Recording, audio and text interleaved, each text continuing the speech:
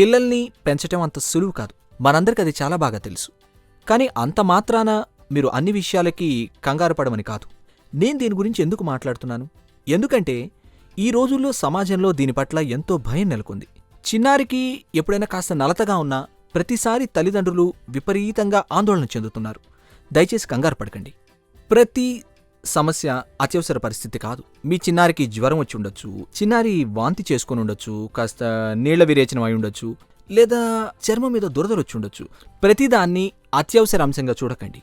ఇంత చెప్పిన తర్వాత నేనిప్పుడు కొన్ని లక్షణాలను, అత్యవసర పరిస్థితిగా మారే అవకాశం ఉన్న కొన్ని అంశాలను ఎత్తి చూపించాలని అనుకుంటున్నాను.